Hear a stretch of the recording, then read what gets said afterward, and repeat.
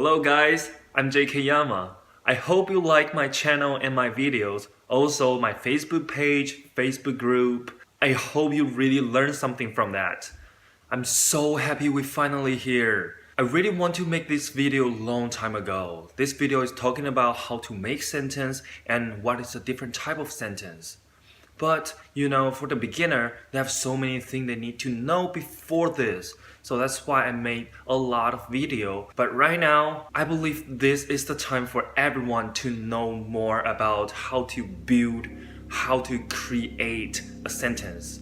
So in this video, I'm going to tell you what is the different type of sentence in Chinese. It only have 4 types of sentence in Chinese. And let me show you. How to make sentence. First of all, I'm going to introduce 4 types of sentence in Chinese. The first one, subject, verb, object. So it is like something happened. The second one, subject, have, object. Means something exists. For example, you have an eraser, means the eraser exists. Subject, adjective. Me, happy. Cat, cute. So you're describing something.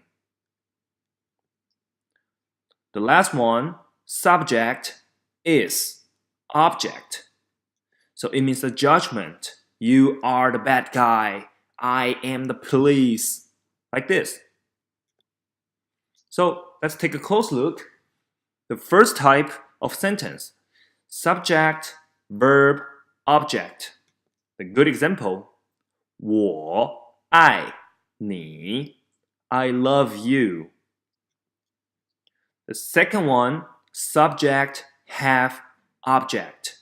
For example, 我有弟弟 I have brother. So my brother exists.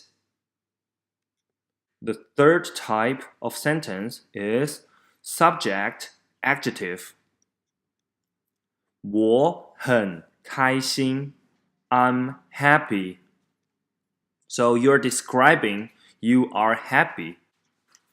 The last one, subject, is object.